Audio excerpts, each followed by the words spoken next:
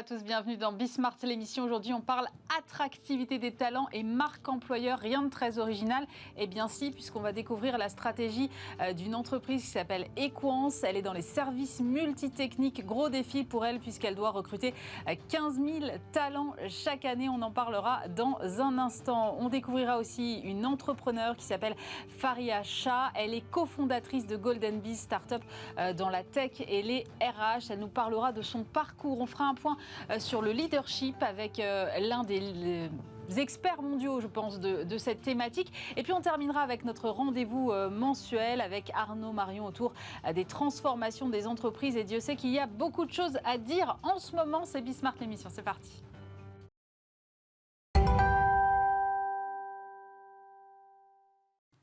Pour commencer cette émission, on va donc parler attractivité et marque employeur, un défi donc, que tente de relever Florence Lepagny-Duval. Bonjour. Bonjour. Vous êtes directrice communication d'Equance et Grégoire Veil, bonjour. Bonjour. Directeur général de l'agence W. Alors, Equance, c'est le leader mondial des services dits multitechniques. Vous allez m'expliquer ce que c'est.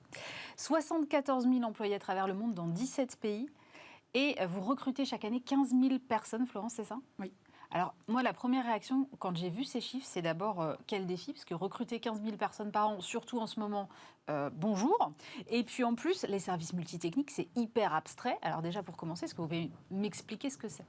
Alors effectivement, Equance, c'est une jeune entreprise qui recrute 15 000 personnes, comme vous l'avez dit, mais dans le monde, et qui donc travaille sur les secteurs, les services à l'énergie, c'est-à-dire des services qui sont dans le génie climatique, le génie mécanique, le génie électrique et qui apportent tout ce qu'une entreprise, un bâtiment, une ville, un réseau peut avoir besoin comme électricité, comme air, comme gaz, voilà, tout ce qui relève des services à l'énergie. Alors on se dit c'est une entreprise jeune, mais en même temps vous avez déjà 74 000 salariés dans le monde.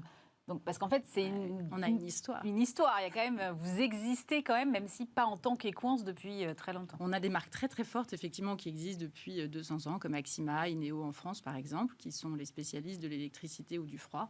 Et donc, effectivement, on a cette histoire qui repose sur une expertise technique extraordinaire. On a plus de 120 métiers chez Equance, donc c'est pour ça, d'où multitechnique, plein de services qui vont donc de la climatisation à l'électricité publique, privée, le froid, les cuves de très grand froid. On parle beaucoup de Covid. On fabrique les cuves de très grand froid et on aide justement à fabriquer les industries, à fabriquer ces vaccins, par exemple. En fait, quand je vous écoute, je me dis personne ne vous connaît et pourtant vous êtes clairement dans le quotidien de tout le monde. On est dans le quotidien de tout le monde. Si on n'était pas là, les bâtiments ne pourraient pas vivre, les gens ne pourraient pas travailler confortablement. Oui, c'est vrai qu'on est dans le quotidien des gens et c'est pour ça qu'on est là aussi pour se faire connaître. Voilà. Alors, Grégoire, quand Equance vient vous voir en vous disant, voilà, nous, notre défi, c'est de recruter 15 000 personnes chaque année et on a un petit sujet marque employeur, quel est le brief ? Le brief, j'ai un problème. Viens, on va essayer de le régler ensemble. Je pense que le brief, souvent dans ces cas-là, qui n'est pas forcément d'ailleurs verbalisé, mais c'est de se dire, en fait, il faut que je trouve une expression de la vérité de l'entreprise. Ce qui fait qu'en fait, les gens se sentent comme faisant partie de la culture d'une entreprise comme Equance. Et c'est vrai que quand Florence est venue, Florence avait travaillé un certain nombre de semaines avec ses équipes avec des focus group sur en fait, pourquoi est-ce qu'on est chez Equance, qu'est-ce qui nous fait rester, qu'est-ce qui nous plaît, etc.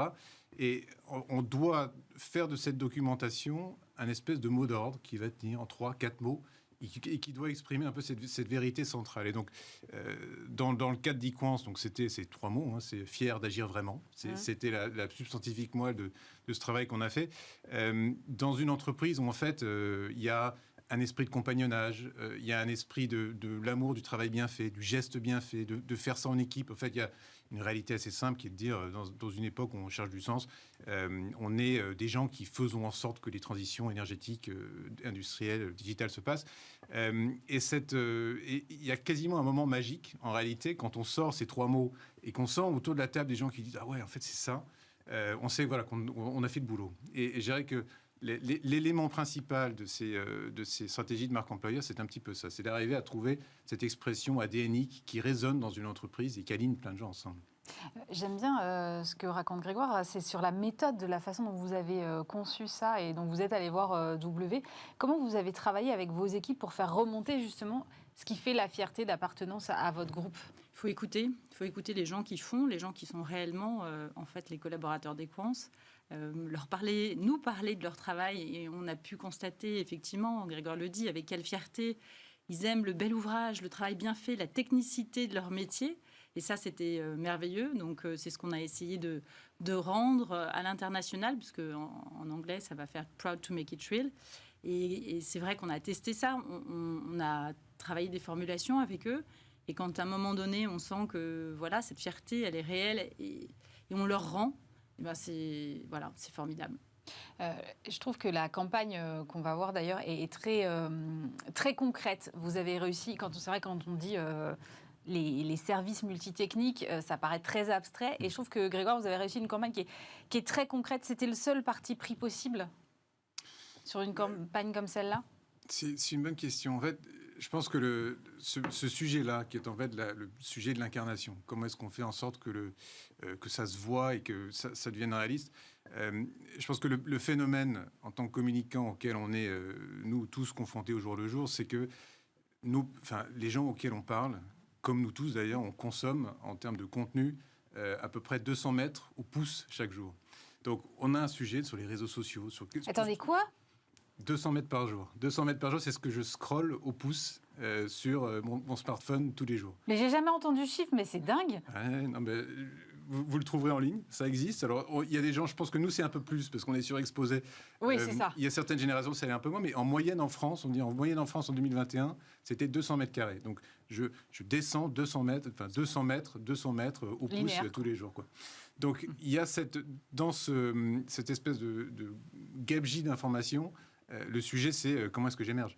Comment est-ce que j'émerge et comment est-ce que je suis capable de développer des messages qui résonnent avec des publics qu'on veut aller toucher dans des logiques qui soient crédibles, sensibles et auxquelles on puisse être à l'écoute. Et c'est vrai que pour Equance, on parle à une cible assez large, mais on parle aussi à une cible générationnelle. On parle globalement à des 18-25. Et les 18-25, il faut essayer d'utiliser des codes auxquels ils sont sensibles. Il faut essayer d'utiliser des médias et des canaux sur lesquels ils sont et qui consomment. Et donc, c'est vrai que tout le défi, c'était de se dire, fier d'agir vraiment, ok, super, on a 3 mots, maintenant, comment est-ce qu'on en fait quelque chose qui interpelle et qui donne envie ?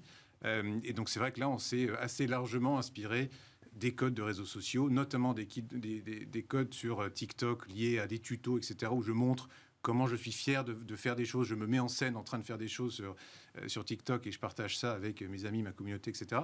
Et donc, voilà, c'est le parti pris de réalisme est venu de ça. Donc, on s'est dit, il faut qu'on soit capable de montrer les choses de façon assez immédiate, assez claire, assez directe, et en même temps, le faire avec des codes qui parlent aux gens, des codes auxquels ils sont déjà habitués ou avec lesquels ils ont déjà une forme d'appétence. Donc, ça donne cette campagne très sociale, en réalité, dans les codes, plutôt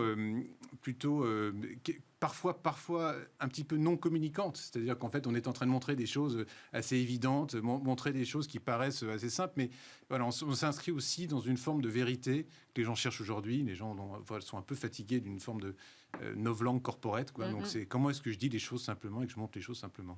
L'idée, c'est de permettre aux candidats de se projeter, par exemple, Florence ? Complètement. On a vraiment voulu, et j'aime bien entendre Grégoire le dire, mais on a vraiment voulu que ce soit des collaborateurs qui fassent cette campagne. C'est-à-dire que c'est vraiment vos collaborateurs ? Complètement. Ah oui, moi je pensais que c'était des comédiens. Non, pas du tout. Et on a la chance, en fait, chez Equance, d'avoir une entreprise qui est au cœur des enjeux du monde. Grégoire a parlé des 3 transitions. C'est exactement le purpose, enfin le sens de nos missions. Donc, pourquoi aller chercher des comédiens ? C'est la vraie vie. Il faut réenchanter les métiers de l'industrie. Ce sont des métiers extraordinaires, vraiment des métiers où les gens font. Ça, on est bien d'accord. Aboutissent et réalisent des choses. Et pour des jeunes, mais pour des moins jeunes aussi. Ce sont vraiment des carrières extraordinaires. 1200 expertises, 120 métiers chez Equance. Il y a de quoi faire. Il y a de quoi se projeter à l'international. Il y a des évolutions de carrière possibles. Voilà, donc Donc la ceux porte qui est ouverte. veulent exactement entreprendre. Ce sont des métiers très autonomes. Vous êtes au cœur du client. Vous avez besoin de répondre à ses besoins. Donc vous êtes en autonomie dans des petites structures. Et je pense que c'est ça aussi que nos collaborateurs nous font dire, l'état d'esprit un peu start-up, un peu familial, dans un grand groupe qui permet de travailler sur des grands projets, aussi à l'international. C'est une chance.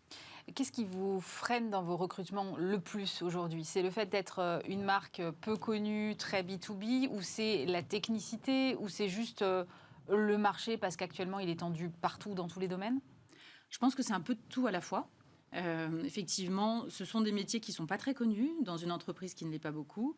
Il y a quand même un sujet, je pense, plus global que sont ces métiers de l'industrie qui n'ont pas toujours été valorisés dans nos différents pays. Et donc, voilà, tout ça mis bout à bout, plus une évolution peut-être aussi post-Covid du marché du travail qui fait qu'on a besoin de toutes les énergies pour recruter. Voilà. Et là, il n'y a pas de télétravail possible. C'est effectivement, il y a un moment donné, il y a des équilibres à trouver, mais il faut être chez le client, oui. Mais c'est ça aussi le plaisir de ce travail-là. Qu'est-ce qui a été le plus challenging pour vous, Grégoire, quand on vient avec un brief comme ça? Je pense que dans le cadre d'Equance, c'était pour moi en fait le défi du temps réel. Temps réel parce que, et je pense que voilà, Florence a très bien dit, c'est une marque qui est jeune, c'est une marque qui est en construction. Florence a construit ça avec des équipes qui n'étaient pas des équipes extensibles. On ne l'a pas dit, mais c'est des services qui étaient auparavant chez Engie qui sont en train d'être regroupés dans ce nouveau groupe, c'est ça? Exactement. Et donc, on était dans une logique où la marque était toute jeune, venait d'être construite. Il y avait tout un ensemble de leviers qui étaient en train d'être construits en même temps. Et donc là, l'espèce de process fantasmé qu'on a quand on est en agence, c'est on a un cadre super précis. Et puis donc, je vais être briefé, je vais pouvoir répondre dans une forme de confort et de paramètres constants. Là, la réalité, c'est que ce qu'on fait influe ce qui est en train de se faire par ailleurs, etc. Donc tout ça se construit en marchant. C'est ça qui est très amusant. La réalité, c'est que c'est très amusant en fait d'être en train de travailler à formaliser des choses. Et cette formalisation participe à la formalisation d'autres choses. Donc voilà, je dirais que participer à la construction d'une stratégie RH, parce qu'on a aussi modestement contribué à ça en essayant d'aligner des gens autour d'idées, de concepts, et de raisons d'être, de pourquoi est-ce qu'on est ensemble, pourquoi est-ce qu'on travaille ensemble. Voilà, c'est à la fois pas facile en termes de processus de travail, mais très amusant en termes d'action dans la vraie vie. Grégoire parle des RH et c'est vrai qu'on sent que sur ces sujets, marque employeur, c'est à la fois de la com et à la fois des RH. Comment est-ce que vous travaillez avec les services RH? On a totalement bâti cette campagne avec nos services RH dans plusieurs pays, puisque les focus group dont parlait Grégoire tout à l'heure ont été faits et composés de personnes venant des RH, du business, de la communication. Donc c'est un travail en commun. Et en fait, je ne suis aujourd'hui que la porte-parole de ce travail commun qui a commencé déjà par celui de nos collaborateurs. Et c'est l'occasion aussi pour moi de les remercier parce qu'ils se sont prêtés au jeu. Ils ont été extraordinaires. Et voilà, si on est là aujourd'hui, c'est grâce à eux aussi, bien sûr. C'est incontournable de passer par une campagne marque employeur aujourd'hui, vu le contexte de marché? Alors d'abord, je ne sais pas si c'est incontournable. J'allais dire que si on est là, c'est que oui, on y croit, bien sûr. Ça donne de la visibilité. Dans notre cas, on en a besoin. Ça exprime aussi le sens, la mission de l'entreprise, les métiers. Vous avez dit, nos métiers ne sont pas faciles. On parle de multitechnique et finalement, qu'est-ce que ça signifie? Donc là, on les visualise. Je pense que ça embarque aussi une entreprise en interne. Ça rend la fierté que les gens ont. Ça l'exprime. Donc, je pense que c'est aussi important pour l'interne que pour l'externe. Et ça contribue à construire une entreprise. Voilà. Grégoire, il y a de plus en plus de campagnes de marque employeur aujourd'hui et je pense que ça va encore augmenter vu la tension du marché. Quand on est créatif, comment on fait pour trouver une idée qui va émerger? Parce que là, si toutes les entreprises communiquent sur... elles ont toutes aujourd'hui des valeurs formidables, elles ont toutes des environnements de travail incroyables. Bon, à un moment, comment on émerge? On s'appuie sur son client. Ça, certainement. Absolument, ça, c'est le point de Mais départ. sinon. Mais je pense que franchement, s'il y avait une réponse, s'il y avait la réponse magique à ça, ça se saurait. Je pense que un des gros enjeux en ce moment, quand on approche en réalité d'un moment de plein emploi en France, c'est que cette espèce de guerre des talents, j'aime pas beaucoup l'expression, mais elle est assez révélatrice de l'état d'esprit, notamment d'une partie des services RH qui se livrent en fait une guerre pour attirer les meilleurs. Il y a quand même il y a plusieurs sujets. Il y a un sujet de la crédibilité, évidemment. Et je pense que le moins on est en décalage et le moins on est dans de l'envolée lyrique, le plus on va être crédible face à ces candidats potentiels. Et puis je pense qu'il y a un sujet d'inversion, c'est-à-dire qu'il faut arriver à construire des politiques RH, construire des communications RH qui collent aux envies et aux aspirations de cette génération-là. Travailler n'importe où, travailler de façon décalée, avoir une dimension, raison d'être super forte dans ce que je fais au quotidien, avoir des perspectives d'évolution. Donc c'est un casse-tête dans la politique RH, mais la communication de ça doit être, je dirais, la plus inspirée, la plus juste par rapport à la culture de l'entreprise qu'on est en train de raconter. Et je pense que la réalité, c'est que l'étalon hors de ce travail-là se fait quand des gens nous rejoignent, quand ils restent et quand ils savent pourquoi ils restent. Et donc, on a un vrai enjeu de justesse. C'est-à-dire qu'on ne peut plus être, on a rarement pu, mais on peut vraiment plus être dans des formes de surpromesses par rapport à ce qu'on vend, parce qu'on est rattrapé. Tout est transparent, les glaces d'or, les trucs. Enfin, aujourd'hui, tout est transparent par rapport à ce qui se passe à l'intérieur des boîtes et ce qui se passe à l'extérieur. Donc, on ne peut pas prendre le candidat pour un gogo. Et donc, voilà, on a vraiment cet impératif de transparence et de justesse par rapport à la réalité de l'entreprise, et puis d'essayer de coller le plus possible, d'être capable d'incarner ce que veulent et ce à quoi aspirent ces candidats. Florence, vous vous sentez challengée par tous ces enjeux dont vient de parler Grégoire aujourd'hui ? Pas challengée, passionnée par ça, parce qu'effectivement, pour nous, en tant qu'Equance, on a, j'allais dire, l'avenir devant nous. On est sûr d'avoir une entreprise qui a la chance d'être vraiment au cœur des enjeux de société, dont les métiers sont les métiers d'aujourd'hui, qui participent à la revitalisation des territoires, parce qu'effectivement, vous avez dit, les emplois sont non délocalisables, qui contribuent à la décarbonation, à la performance de nos clients. Enfin, c'est formidable. Oui, a priori, si on regarde les attentes qui émergent de la part des candidats aujourd'hui, vous devriez cocher toutes les cases. Exactement. On les coche toutes. Bon. Eh ben, l'appel en tout cas est lancé, puisque je rappelle que vous avez 15 000 recrutements cette année.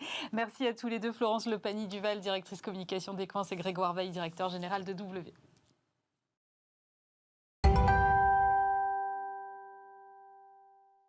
Pour continuer cette émission, je vous propose un portrait, rencontre d'une entrepreneur, Faria Shah. Bonjour. Shah, on dit d'ailleurs. Shah. Ouais. Bonjour. Donc, vous êtes la cofondatrice de Golden Bees, solution de recrutement technologique et partenaire tech et médias pour les RH. Vous êtes entrepreneur dans le numérique depuis plus de 10 ans. Vous êtes business angel. Je voulais savoir, moi, qu'est-ce qui vous a poussé à l'origine à monter votre entreprise ? Alors, ce qui m'a poussé à créer mon entreprise, c'est un processus pour moi. Davantage, plus qu'une vocation dès la sortie de l'école. Et pour cause, je n'ai pas forcément eu cette option en tête, même si je sais que l'entrepreneuriat existait, je n'ai pas eu l'option de me dire je peux un jour créer mon entreprise. Non, c'était un processus parce que d'abord, j'ai fait de l'intrapreneuriat sans vraiment qu'on me le propose dans le cadre de mes entreprises où j'aimais bien créer en fait des nouvelles solutions hors scope de ma fiche de poste, si vous voulez. Et ensuite, j'ai vite vu que je pouvais créer aussi de la valeur finalement hors scope de l'entreprise. Et c'est comme ça que je suis devenue d'abord auto-entrepreneur. Donc, j'ai vraiment commencé en solo, en consultante. Et ensuite, dans le cadre d'une de mes missions, donc j'ai évolué moi dans la publicité en ligne, la tech, le web marketing. J'ai un client qui m'a demandé de lui faire l'acquisition de compétences en fait pour un site internet qui vendait des compétences. Donc, par exemple, si vous avez des qualifications en web marketing, en développement de site internet, etc., c'est des plateformes donc, collaboratives sur lesquelles vous pouvez les vendre. Et j'ai trouvé ça intéressant parce que jusque maintenant, moi, ce que je vendais, c'est des produits et des services. Mais aller chercher des compétences sur le web, c'est un autre métier.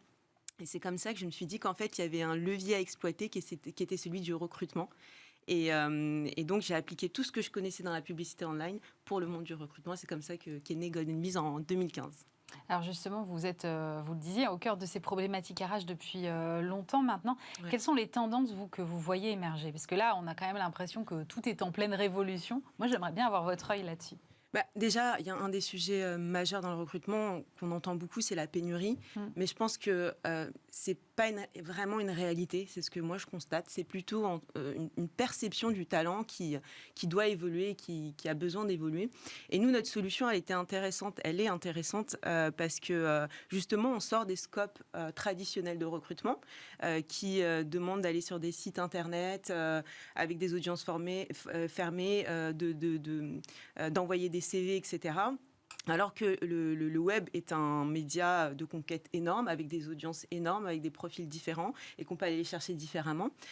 Donc déjà, dans cette approche-là, on aide à évangéliser cette mentalité en se disant que le candidat n'est pas juste sur un endroit précis, il peut être vraiment partout.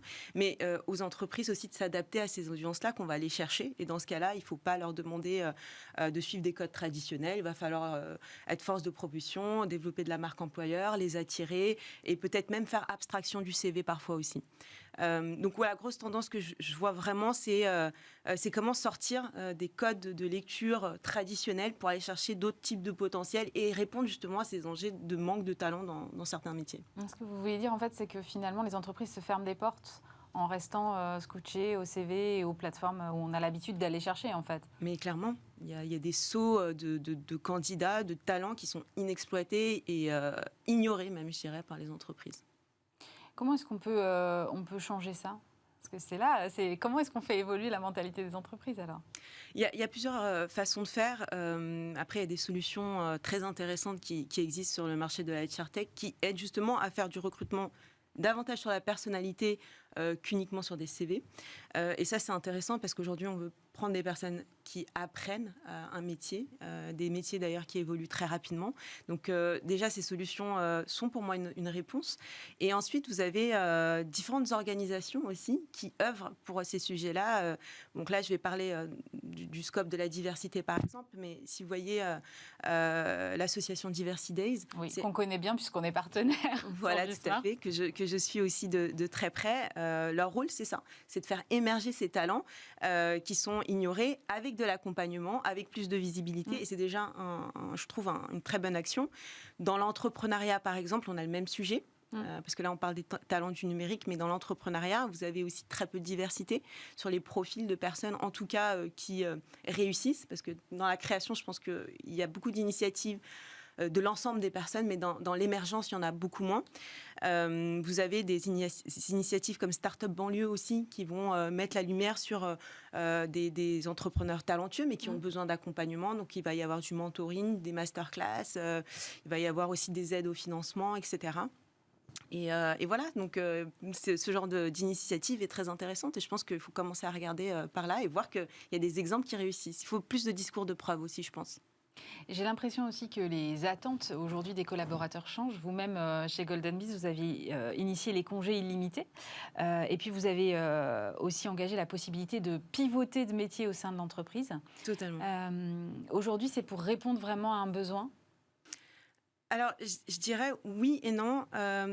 En fait, ça a été initié d'abord pour le bien-être des collaborateurs. En ce qui concerne les congés illimités, nous, on a eu la chance d'expérimenter, comme beaucoup d'entreprises, en fait, le Covid, où on s'est rendu compte qu'il y avait toujours autant de performances, voire plus, avec des conditions de travail complètement différentes. Et ça change les mentalités, notre perception, en fait, du management.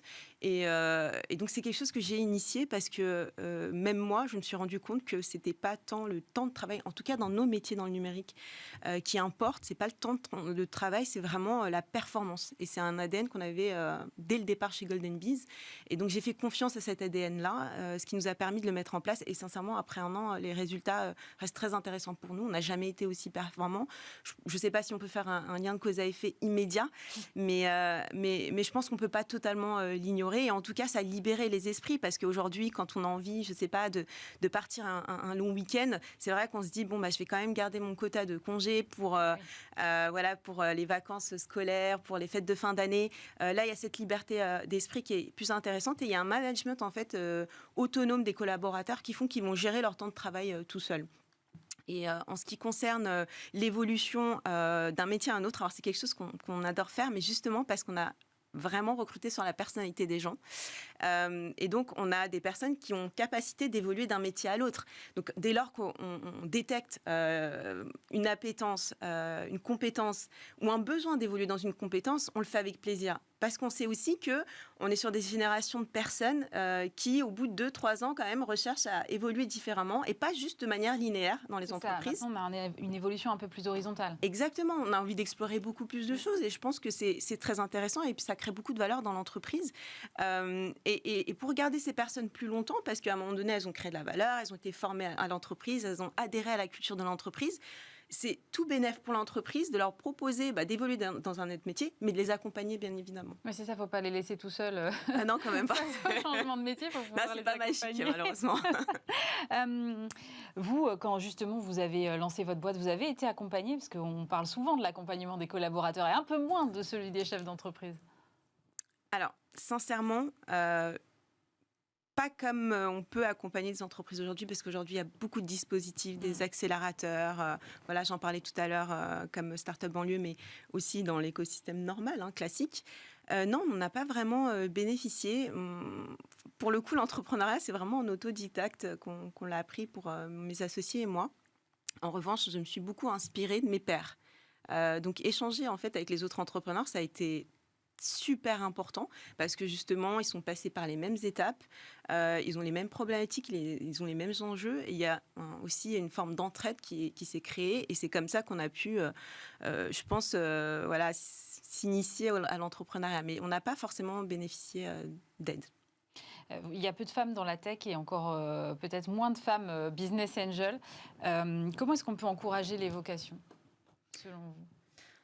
Je pense que c'est très important déjà, encore une fois, d'avoir des discours de preuve. On a tendance à avoir des croyances et des convictions. Alors même si on a toute la volonté du monde, la réalité c'est qu'on a toujours une barrière qui nous dit « ouais mais bon, est-ce que ça va marcher ?» Et c'est le cas dans plein de domaines. Alors que quand vous avez des modèles, par exemple, de société qui fonctionnent en faisant de la diversité, de l'inclusion et qui en même temps font de la performance, en fait, ça va encourager les autres entreprises à adopter les mêmes choses et à faire tomber des barrières. Je pense que pour les femmes, dans la création d'entreprises, en tout cas, moi, j'en vois de plus en plus. Donc ça, c'est super positif. Il y a des femmes qui créent des entreprises. Ce qui est plus un pain point pour moi, c'est plutôt l'émergence de ces entreprises. En fait, à un moment donné, on voit beaucoup moins de femmes qui ont créé des entreprises, qui génèrent beaucoup de chiffres d'affaires, qui font de la rentabilité, qui ont des niveaux de financement importants. Et c'est là où on doit se poser la question, qu'est-ce qui se passe entre le moment où j'ai créé et le moment où mon entreprise stagne et ne fait pas partie des entreprises qui représentent l'écosystème, soit des startups, mais aussi des grandes entreprises d'ailleurs. Et je pense qu'il y a des barrières pour moi des deux côtés, que ce soit sans accuser personne, sincèrement. Je pense autant au niveau des personnes qui se disent peut-être qu'il n'y a pas de place pour moi. Et de l'autre côté, on se dit, ouais, mais moi, j'ai pas la preuve que ce modèle-là peut fonctionner ou cette typologie de personne peut fonctionner. Parce que la réalité, c'est qu'on a tendance assez naturellement à aller vers des choses qu'on connaît, qu'on maîtrise. C'est un mécanisme de défense, en fait, de protection de soi. Il n'y a rien de mal dans ça. Mais le problème, c'est que si on n'a pas assez de modèles qui percent, on aura toujours cette peur qui règne et qui ne fait pas avancer les choses.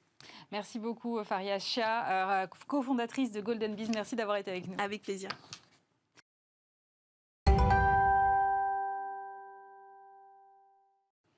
Et on s'intéresse maintenant au leadership, puisque je suis en visio avec Ezequiel Terol, président de la John Maxwell Team francophone, coach de dirigeants, conférencier, auteur et formateur. Vous publiez Quand le leadership compte le plus, livre coécrit justement avec John Maxwell pour promouvoir le leadership humaniste.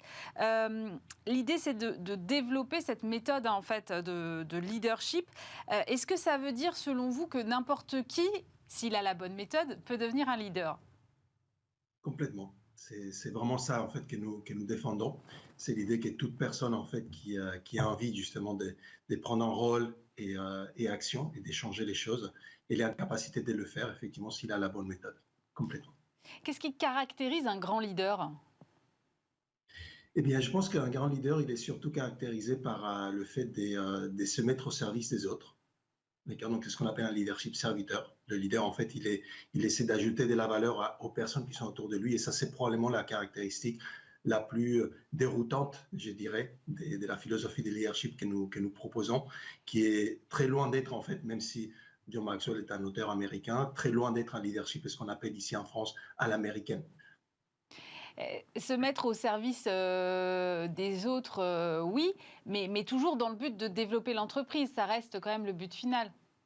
Complètement, effectivement. Donc, nous parlons justement d'un leadership qui est donc serviteur. On parle d'un leadership qui est humaniste. Donc, effectivement, la personne est au centre des décisions que nous prenons, mais comme vous l'avez dit, tout de suite, toujours en fait dans le but de poursuivre en fait une profitabilité au niveau de l'entreprise ou une efficacité au niveau de l'organisation, ça peut être une association ou autre. C'est toujours effectivement l'organisation qui doit bien performer, mais ça passe par le fait de, on va dire, bien gérer l'humain, les hommes et les femmes en fait qui sont ceux qui finalement vont porter les résultats. Et c'est ça qui est probablement la différence. Est-ce que les chefs d'entreprise sont tous nécessairement des leaders? Ils ont toute la possibilité de l'être, en tout cas. C'est vrai que ce n'est pas ce que nous voyons, en tout cas au quotidien, que ce soit en France ou ailleurs. Nous ne venons pas donner des leçons. Moi-même, j'ai une expérience en fait, d'une vingtaine d'années dans des grands groupes en France et à l'international. Donc, j'ai pu expérimenter beaucoup des situations avant de devenir justement coach et auteur dans le domaine du leadership. Et donc, nous avons tous la possibilité de le faire. Après, c'est la demande d'une intentionnalité et avoir effectivement les bonnes références, les bons outils et le bon accompagnement pour pouvoir le faire. C'est quoi les bons outils? Il y a des outils pour devenir leader? Complètement. C'est un petit peu comme, si vous voulez, quand vous allez faire du bricolage, d'accord, vous pouvez être plus ou moins bon naturellement en bricolage, d'accord, mais il y a des outils à utiliser. Et donc, le mieux indiqué, c'est effectivement quand on veut faire quelque chose, c'est de pouvoir s'adresser à quelqu'un qui peut nous aider à utiliser ces outils, d'accord, et éventuellement faire avec quelqu'un avant de faire tout seul. Et donc, c'est ce que nous faisons à Maxwell Leadership, c'est que nous accompagnons justement des leaders, des dirigeants pour les aider en fait à maîtriser ces outils et pouvoir les utiliser de leur côté avec leurs équipes avec succès. J'ai regardé votre livre, évidemment, et il y a quand même beaucoup de chapitres, et on a l'impression que finalement, la liste des compétences, ou en tout cas des qualités requises pour être leader est très grande. Est-ce que ça veut dire que le leader doit être parfait? Absolument pas. Le leader, avant tout, il est humain, et donc, mais il ne travaille pas seul.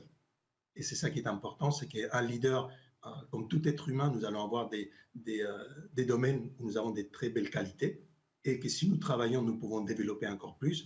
Et nous allons avoir des domaines en fait où même si nous travaillons beaucoup, nous n'arriverons pas à être en fait très performants.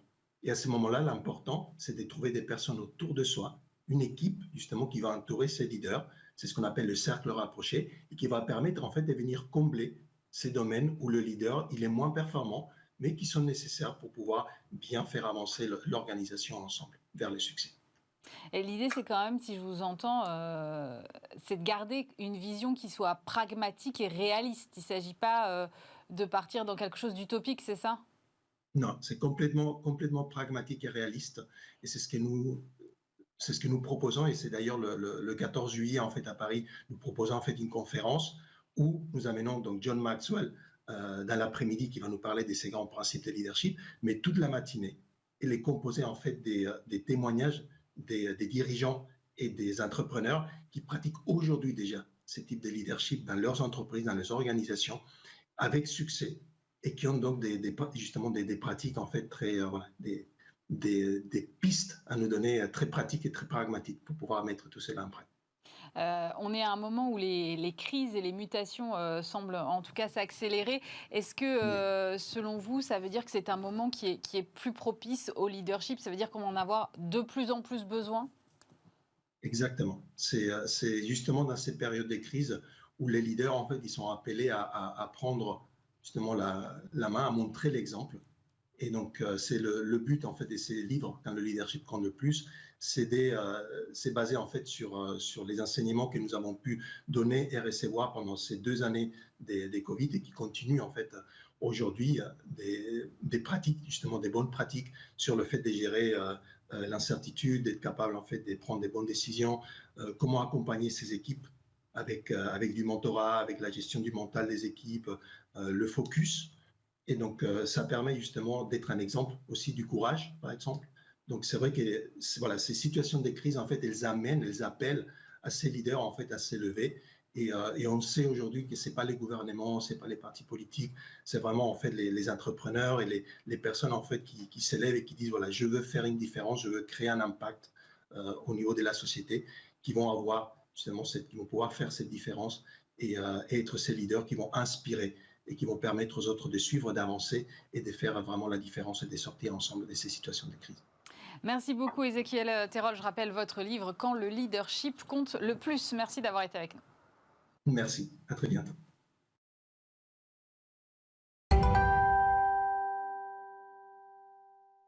Et on termine cette émission avec notre rendez-vous mensuel avec Arnaud Marion. Bonjour. Bonjour Aurélie. Fondateur de l'Institut des hautes études en gestion de crise. On fait notre petit point mensuel sur ce qui agite les entreprises. Et là, si on regarde depuis le début de l'année, il s'est passé énormément de choses, auxquelles d'ailleurs on ne s'attendait pas nécessairement. On dit toujours quand même que la confiance des chefs d'entreprise, elle est clé pour l'investissement, pour l'emploi. On voit que le climat des affaires quand même se dégrade, même si on est à 104 points, je crois, en juin, donc on va rester au-dessus de la moyenne long terme. Mais le début de l'année, c'est quand même pas... Enfin, c'est-à-dire que rien n'a été épargné aux chefs d'entreprise. Il y a eu la guerre en Ukraine, l'inflation, la hausse des taux d'intérêt. Ma question, c'est comment est-ce qu'on maintient le cap dans ces circonstances? Et d'ailleurs, faut-il le maintenir? Oui, alors là, en termes de bouleversement, c'est juste énorme. Et il ne faut pas oublier que ça vient en réplique de la pandémie et de tout ce que ça a pu générer, de révélations de faiblesse et puis de remise en cause et en remise en question. Alors déjà, il y a un constat, c'est que les chefs d'entreprise, ils ont quand même été assez forts pour tenir la barre durant ces 2 dernières années et leurs salariés avec eux. Ça, faut pas l'oublier. Il y a eu quand même beaucoup d'équipes de management, mais beaucoup d'équipes à tous les niveaux qui sont finalement beaucoup engagées. Je pense même que la mentalité a changé dans les entreprises et je pense même que le regard sur les entreprises et les entrepreneurs a changé comme jamais. Ouais, ça, c'est quand même un acquis qui est fondamental. Ensuite, c'est vrai que les bouleversements, maintenant, ils sont partout. C'est le bouleversement macroéconomique, c'est les bouleversements géopolitiques, c'est l'inflation qui s'invite. Et là, c'est en train de bouleverser, mais alors un peu en lame de fond et de façon un peu insidieuse, tous les grands équilibres des entreprises. En fait, la question de l'inflation, c'est comment je vais répercuter le pricing power de l'entreprise.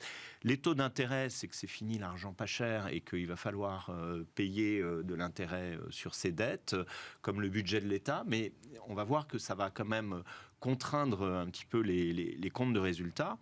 Et les entrepreneurs, ils sont obligés de s'adapter parce que finalement, la géopolitique, donc la politique, s'est invitée chez eux et ils ne s'y attendaient pas forcément. Ça s'est invité dans des entreprises de façon parfois un petit peu incongrue, injuste, avec des mauvais procès qui étaient faits et beaucoup d'émotionnel et pas de rationalité. Aux entreprises qui ont dû quitter la Russie, par exemple. Par exemple, toutes celles, tout d'un coup, c'était pas bien de travailler avec les Russes, c'était pas bien alors que c'était une vertu quelques mois auparavant, puisqu'on disait il faut surtout se diversifier, puis il faut exporter et autres.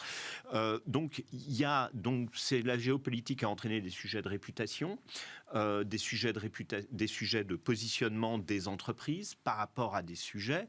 Et en plus, on est quand même dans un monde où le sociétal rentre à l'intérieur de l'entreprise. Il y a quelques années, la RSE, c'était le fait de se préoccuper du sociétal, de l'entreprise vers le sociétal. Mais là, le sociétal, il rentre avec des paradigmes qui, peut-être un peu américains, on va dire, et qui parfois viennent bouleverser un certain nombre d'habitudes.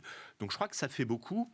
Concernant le cap, ce qui est quand même intéressant sur le plan macroéconomique, il y a eu une note de l'INSEE la semaine dernière qui dit on va continuer le chômage va continuer à diminuer. Alors pour l'instant. Et ça vous interpelle? Oui, parce qu'on est dans ce grand paradoxe où finalement, je crois qu'il n'y a jamais eu autant de crises autour de nous. Finalement, des entreprises qui, pour l'instant, ont tenu la barre. Alors, on va voir un peu comment ça va se passer. Et finalement, un peu, sur le plan macroéconomique, c'est le plein emploi et on n'arrive pas à recruter. Moi, chaque jour, c'est contradictoire. C'est il y a cette contradiction parce qu'on a encore 7% de taux de chômage quand le plein emploi est souvent à 4%, mais chez nous, c'est à 7%. On a un taux de chômage structurel qui doit être à 7, oui. Voilà, globalement. Donc, du coup, il y a un petit peu des signaux contradictoires. Alors, peut-être que finalement, la gestion de la crise précédente a été suffisamment bonne pour créer une espèce de résilience, peut-être artificielle. Il ne faut pas oublier que là, on est dans la période où, ça y est, on paye et on rembourse les PGE.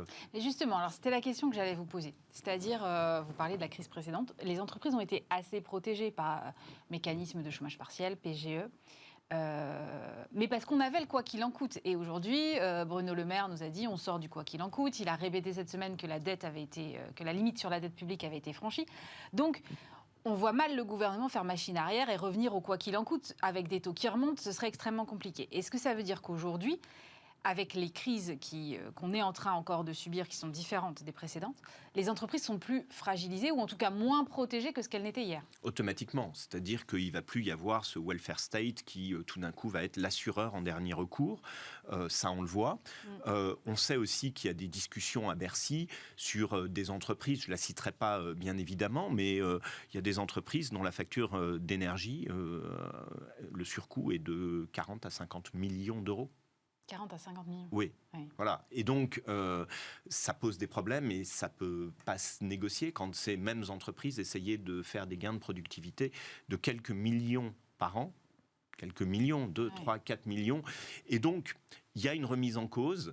Les mesures qui ont été décidées à Bruxelles juste à la fin de la présidence française sur le fameux Green Deal dont on a parlé plusieurs fois ici et le Fit for 45, réduire de 55% les émissions carbone par rapport au niveau de 1990 en 2030. 2030, c'est demain, c'est dans 8 ans, c'est demain. C'est-à-dire qu'il va vraiment falloir s'y mettre. Et en même temps, on va redémarrer des centrales à charbon. Et en même temps, voilà, alors qu'on avait prévu de les arrêter, on les redémarre. Mais ça pose la question aussi des options énergétiques précédentes qui sont les vrais sujets. Donc effectivement, il y a des entreprises qui aujourd'hui vont être propulsées plus que d'autres dans les difficultés. Je dirais, celui qui a des locaux de bureau, il va payer plus cher d'électricité, mais ça va être quasi indolore. Les industriels, eux, vont beaucoup souffrir. Et la question, c'est comment ils vont être soutenus ou est-ce qu'ils vont être soutenus? Aujourd'hui, on ne le sait pas. Il y a quand même une espèce de bouclier tarifaire qui existe. On a parlé souvent c'est la transition pas écologique en ce moment, c'est la transition énergétique qui est en cours, avec des taux des prix du mégawatt qui sont juste hallucinants pour tout le monde. Là, il y a un vrai sujet. Et donc, le pricing power, comment je répercute ça sur les prix de vente? Et justement, c'est intéressant parce que vous parlez de l'industrie et il y a effectivement une pression sur la relocalisation. On parle d'une mondialisation qui aujourd'hui va sans doute être un peu différente. J'entendais François Langlais qui disait que ça va être du French shoring, c'est-à-dire on va faire du commerce avec les alliés français et réindustrialiser plutôt en Europe de l'Ouest et Afrique du Nord, en gros, pour schématiser, et beaucoup moins avec la Chine, évidemment la Russie. Ça veut dire que ces industriels-là vont être en première ligne à un moment où ils n'ont pas forcément les moyens de faire les investissements qui seront nécessaires s'il y avait une demande supplémentaire. Ben voilà, et donc du coup, la transformation est arrivée là où on ne l'attendait pas. Et moi, je pense que la guerre russo-ukrainienne, en réplique de la pandémie, sonne le glas de la fin de la mondialisation heureuse. C'est fini, ces interconnexions productives absolument fantastiques et vertueuses, aujourd'hui, sont transformées en des fragilités et des surdépendances, en fait, dans les approvisionnements. Et c'est donc aujourd'hui, tout l'enjeu se situe au niveau des chaînes de valeur des entreprises. Et d'autant plus que vous parliez de pricing power, ça va être d'autant plus compliqué que, pour revenir à ce que vous disiez tout à l'heure, on est en situation de quasi plein emploi, même si on reste à 7%, et qu'il y a une pression sur les salaires. On a encore eu les routiers en début de semaine. Il y a une pression énorme sur une augmentation des salaires. Oui, voilà. Et effectivement, quand on entend dans les débats politiques qui s'animent, puisqu'il n'y a plus de majorité aujourd'hui, il n'y a qu'une majorité de relative, on voit bien que c'est... mais pour redonner du pouvoir d'achat, il suffit d'augmenter les salaires. Et tout le monde sait que quand on tombe dans la spirale de l'indexation... C'est ce dont on est sorti en 1983, quand il y a eu cette désindexation des salaires et des prix, qui a été l'élément déclencheur de la fin de l'inflation à 2 chiffres. On oublie ça, mais ça a été un élément extrêmement important. Là, la tentation est grande, mais les entreprises auront-elles les moyens d'augmenter indéfiniment les salaires et de répercuter les prix? Quand vous entendez Michel-Édouard Leclerc ce matin qui dit « Je m'interroge quand même sur la pression des industriels pour augmenter leurs coûts ». Mais le problème des industriels qui livrent la distribution, et pour avoir travaillé dans ce secteur, je le sais, c'est qu'ils sont essorés par des années de négociations qui étaient inférieures au taux à l'inflation nominale de leurs coûts, et que là, effectivement, aujourd'hui, ils ne peuvent plus. Donc, on va avoir tous ces enjeux autour du pouvoir d'achat, de la répercussion, de ce qui est possible et de ce qui n'est pas possible, et des marges. c'est quand même assez hallucinant de voir les marges de Total, de voir les marges de CMA-CGM.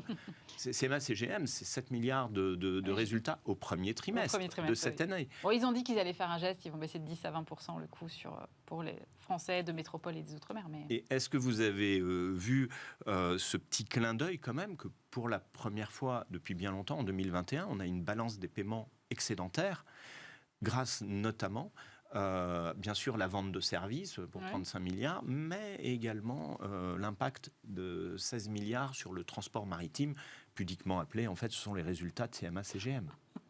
Mais est-ce que, dans tout ce brouillard-là, est-ce que vous voyez, vous dessiner, je ne sais pas, une hausse des restructurations, par exemple ?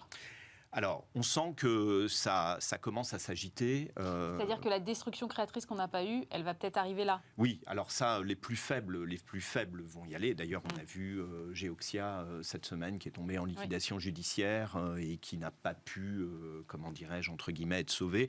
Fallait-il le sauver en l'état ? Certainement pas, à la limite, si cette décision a été prise. On voit qu'effectivement, il y a aujourd'hui des entreprises qui sont sous tension, que les entreprises les plus faibles partiront les premières, mais tout ça n'est que normal, ce n'est qu'un rattrapage. Est-ce qu'il y aura une survague ou autre ? On ne le sait pas encore parce qu'on ne connaît pas encore finalement quelle va être la répercussion finale. Mais moi, quand je suis interrogé, le conseil que je donne aux chefs d'entreprise, c'est de bien faire attention à leur chaîne de valeur, c'est-à-dire depuis l'amont et de leur dépendance avec leurs différents prix, hausse de prix au niveau de chacun des pans de la chaîne. Et puis, en bout de chaîne, est-ce qu'ils vont réussir encore à maintenir leur position sur le marché ou est-ce qu'ils vont être intermédiés par d'autres ?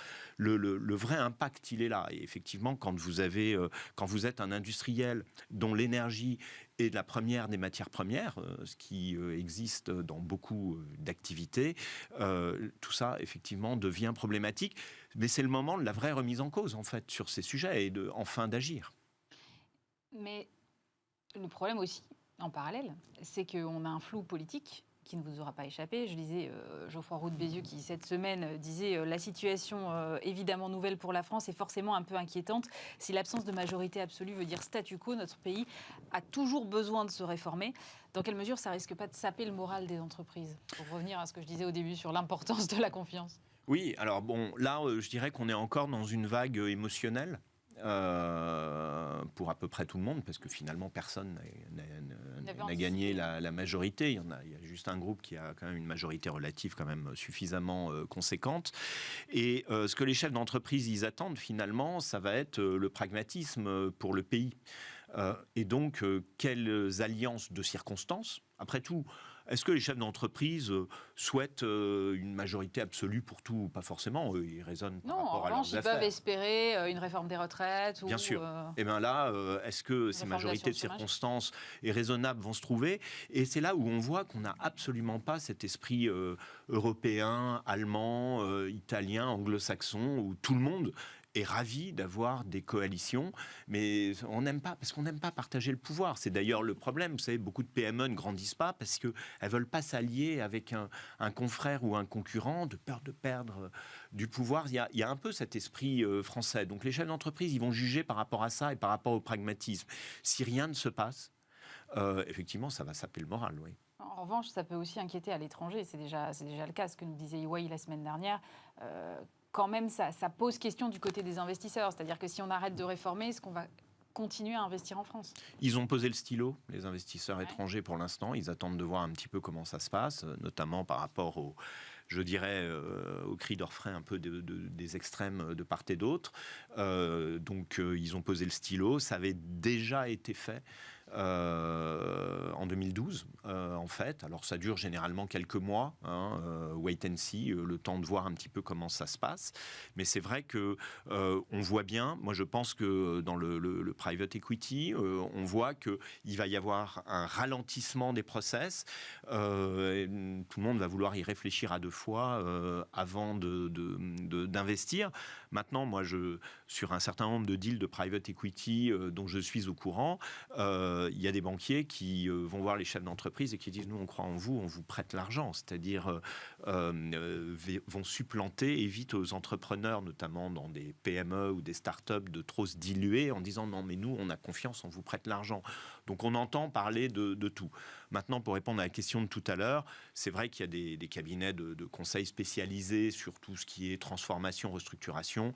Ils vous disent tous qu'en un mois, ils ont 5 fois plus de dossiers qu'il y a un mois auparavant. Donc, ça veut dire qu'il y a quand même beaucoup de choses en mouvement et de réflexion.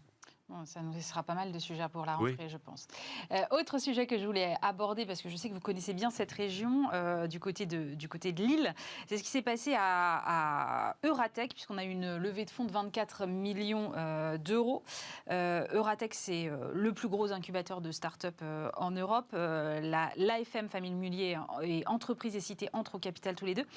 C'est un changement assez radical pour cet incubateur qui, auparavant, si je ne me trompe, était une société publique locale, non ? Oui, c'était une sorte de société d'économie mixte, mais lancée par la MEL, la métropole européenne de Lille, la région également, en appui. Et puis, bon, il y avait eu quelques banques qui étaient rentrées, mais vraiment des institutionnels des Hauts-de-France, Caisse d'épargne, Crédit Agricole, Crédit Mutuel. Là, c'est assez intéressant parce que c'est rare d'entendre un incubateur qui fait une levée de fonds. Et effectivement, c'est du privé qui est venu. Alors, pour connaître effectivement Lille, c'est assez... Alors, vous savez, on a à Lille, et c'est la Voix du Nord qui le dit, on parle de la Stilicon Valley. Je trouve ça assez mignon. C'est mignon. Je l'avais jamais entendu, voilà, celle-là. C'est la Stilicon Valley.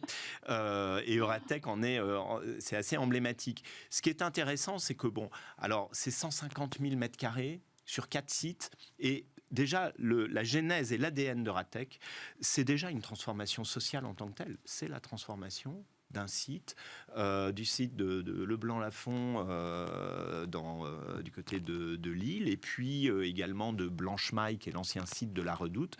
C'est-à-dire qu'il y a déjà une transformation dans la transformation. On a transformé les friches pour en faire un incubateur, et aujourd'hui pour faire une convergence avec le milieu académique. Il y a l'Université catholique de Lille qui est très réputée, qui y est, bien évidemment des startups, mais également des entreprises et puis des collectivités. Alors ça, c'est très Hauts-de-France, très lillois. Toujours ces convergences qui existent. Non, mais c'est très lillois, et en même temps, ça a vocation européenne, et en même temps, c'est le plus gros incubateur européen. Et on a eu cette semaine les 5 ans de Station F, donc on a beaucoup parlé de Station F, et pourtant on parle presque pas d'Euratech. Ouais. Alors bon, les chiffres, parce que Euratech en fait se définit davantage par rapport aux CDI créés, aux emplois créés, également par rapport aux objectifs de neutralité carbone.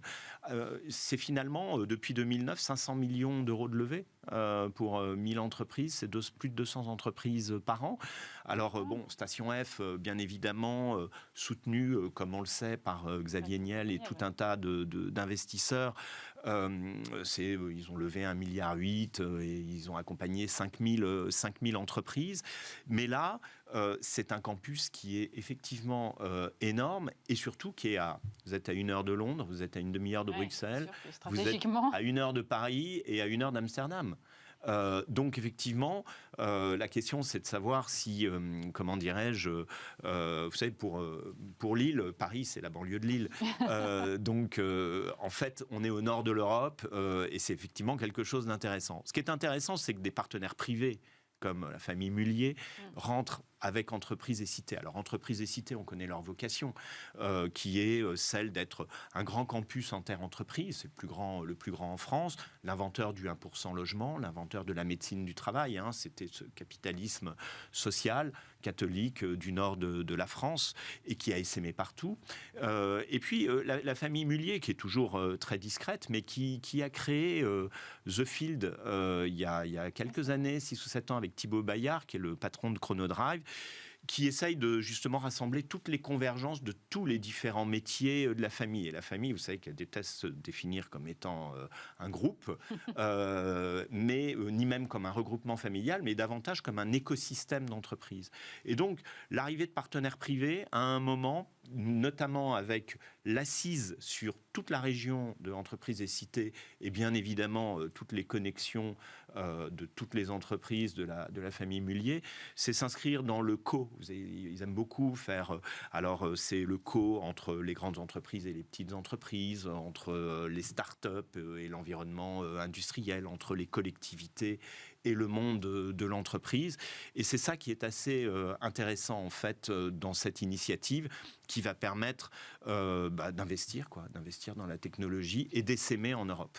Et pourtant, au début de l'année, si mes souvenirs sont bons, Euratech n'était pas dans une situation ultra brillante. On avait des parts d'exploitation, on avait des méthodes de management de Nicolas Briand, le DG, qui étaient contestées. Est-ce que ça veut dire que là, ça y est, on tourne la page, on peut aller de l'avant ? Je crois que c'est une façon de tourner la page et d'évoluer. Les contestations, c'était qu'à un moment, les conditions changeaient pour les résidents des incubateurs, et notamment sur un point, c'est qu'on leur disait, si vous levez des fonds grâce à nous, on vous demandera de réinvestir 3% des fonds levés au sein de l'écosystème Euratech. Finalement, c'était pas si délirant et finalement, ça n'a pas été beaucoup d'entreprises effectivement qui l'ont fait. Moi, je crois que c'est un très beau succès parce que c'est une série A finalement pour cet incubateur. Le seed, c'était en 2009 et c'est un très beau succès. Nicolas Briand est allé aussi recruter des gens chez Founders à Londres. Et il a internationalisé un petit peu tout ça. Il est allé recruter des gens aussi chez Comexposium. Ça va prendre un nouvel envol. Rappelons qu'il y a 4 sites. Il y a également... Comment ça, il y a 4 sites ? En tout, ils ont 4 sites. Ils ont le site de Leblanc-Lafont, ils ont le site de Blanchemaille à la Redoute, qui est plus orienté sur le commerce connecté, le e-commerce. Ils ont un site à Saint-Quentin, qui est plus sur la robotique, et un autre à Willems, qui est plus dans l'agrotech. Donc vous voyez, ils ont essaimé sur le territoire. C'est-à-dire quand on parle de cette transformation qui est dans l'ADN d'Euratech, c'est ça qui est intéressant. Ils ont converti des friches et ils ont spécialisé également des sites et c'est assez symbolique. Mais ça veut dire qu'ils pourraient continuer d'essaimer selon vous ? En tout cas, leur but, c'est d'essaimer, notamment dans l'Europe du Nord et de l'Est, dans des universités technologiques et d'avoir cette incise européenne. Ils sont résolument tournés vers l'Europe depuis le début. Il faut comprendre qu'à Lille, moi je me suis un peu renseigné, il y a quelque chose qui s'appelle le Comité Grand Lille, et le Comité Grand Lille regroupe finalement tous les acteurs du territoire, sans, vous savez, là-bas, la politique, elle s'arrête aux portes, je dirais, de la fierté de leur région, et ils ont bien raison, parce qu'il y a des industriels de talent, et ça avait été monté du temps des Jeux Olympiques, quand ils voulaient organiser les Jeux Olympiques. Et ils ont gardé cette structure, c'est assez intéressant, en disant, mais en fait, on a fait un truc fantastique, on n'a pas réussi à avoir les Jeux Olympiques, mais on a réussi à regrouper tout le monde, eh ben, on va continuer à animer ça. Donc il y a cet esprit à Lille, et bien évidemment, vous le trouvez chez Euratech, vous le trouvez bien évidemment chez Entreprises et Cités, et au sein de l'AFM. Ils montent une structure en tant que telle, et ils veulent faire rentrer des chefs d'entreprise. Donc on voit bien qu'on va vouloir jouer la convergence entre la technologie de ces startups et le tissu industriel et entrepreneurial. Merci beaucoup Arnaud Marion pour votre analyse. Je rappelle que vous êtes le fondateur de l'Institut des hautes études en gestion de crise. Merci d'avoir été avec nous. C'est la fin de cette émission. Évidemment, on se retrouve vendredi prochain. Stéphane Soumier a pris ses quartiers d'été, mais vous retrouverez malgré tout un best-of la semaine prochaine. Passez un très bon week-end sur Bismart.